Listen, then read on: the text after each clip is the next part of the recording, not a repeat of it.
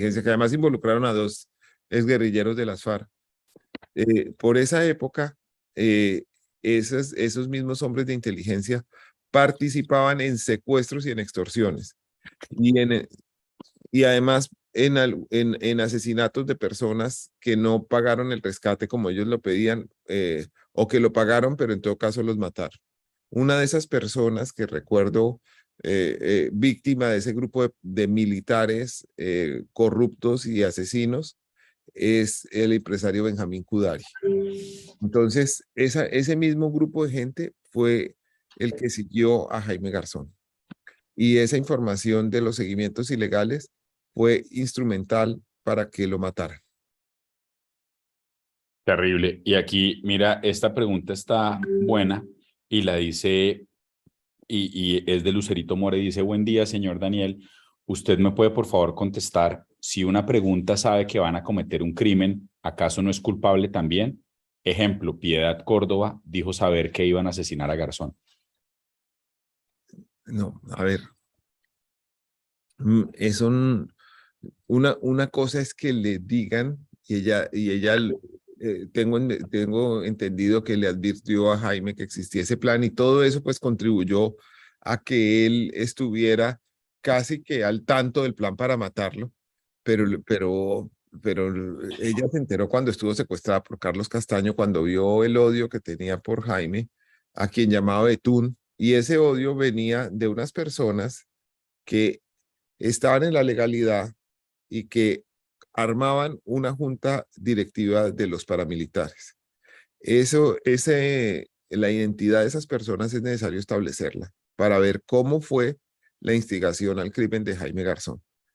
Pero además, en los días previos a su asesinato, no solamente Jaime estaba advirtiendo que existía ese plan, sino que algunas personas oyeron a militares hablar de que Jaime Garzón estaba en peligro inminente de muerte. Yo no sé si esos militares que decían eso eran partícipes del plan o se habían enterado, pero que eso existió, existió. Y que es algo que falta por investigar, sí, eso falta. Y quizás sea una buena oportunidad para que la JEP y para revisar muchos archivos de justicia y paz que quedaron como piezas sueltas de un rompecabezas que hay que armar. Yo he tratado por año y algunas cosas las tengo claras, como se los conté hoy en el reporte, pero hay otras que no tengo tan claras, a las que todavía les hace falta mucha investigación. Este crimen de Jaime involucró a mucha gente y a gente muy importante. Pregunta también Wilmer Toro, don Daniel. Buenos días, Daniel. Para mí Jaime es el gran colombiano. Dos preguntas. Uno, ¿cree que algo cambió durante o después de la vida de él? Y dos, ¿cree que los jóvenes de esa época asumieron en mayor parte el control de su propio país?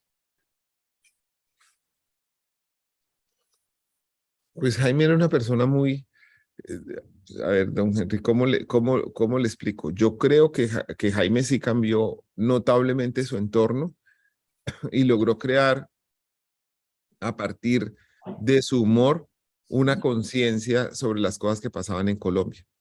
Lo que hacía Jaime no era un producto que tuviera ratings gigantescos, como la gente se imagina ahora.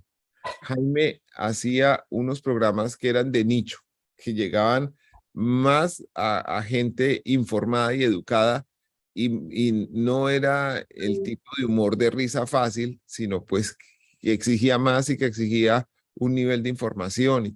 Y eso pues hizo que su mensaje se conociera menos de lo que uno se imaginaría. El evento multitudinario de Jaime fue su sepelio. Ahí millones de personas se sensibilizaron y se dieron cuenta del trabajo que venía haciendo el loquito en sus programas de televisión, en la radio, en las impertinencias que decía Heriberto de la Calle, en la forma como Néstor Elí narraba el funcionamiento de un edificio que se llamaba Colombia. Y todo ese reconocimiento vino a producirse únicamente con ocasión de su muerte. sus programas eran exitosos, pero no tenían los ratings masivos que la gente se imagina. Jaime logró además eh, co cosas en la vida que son muy meritorias. Por ejemplo, tradujo la Constitución de Colombia, la Constitución del 91, a varias lenguas indígenas. Y esa interpretación constitucional, ustedes saben que Jaime había estudiado Derecho, pero yo creo que no le prevalecía el abogado, sino la visión humanista cuando hizo esas traducciones que eran más bien adaptaciones de la Constitución.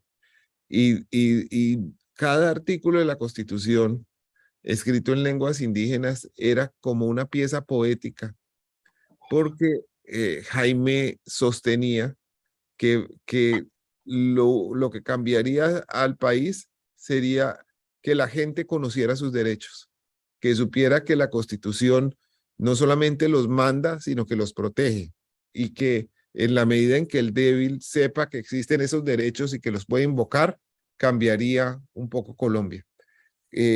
Creo que algo de eso se alcanza a ver, y se alcanza a ver en la acción de tutela, y se alcanza a ver en las eh, formas en las que ha sido usada la Constitución con el propósito de proteger a los más débiles en Colombia. Desde luego, estamos muy lejos del punto ideal, pero en ese tipo de cosas se ve reflejado el trabajo de Jaime Garzón. Al mismo tiempo, Jaime tenía, digamos, una vida divertida, en donde nunca fue especialmente fiel en el amor, donde tenía unos romances con luminarias del mundo del entretenimiento de la época, y a la vez volvía a Tuti, que era su esposa, su compañera permanente. Esa dualidad, ese ir y venir, también era muy propio de él. De pronto uno lo veía profundamente enamorado de alguien, pero eran sentimientos tan grandes como efímeros. Le pasaba pronto. Y Jaime era una maravilla seduciendo, porque toda esa inteligencia que tenía para el humor político, para el análisis del país, también la tenía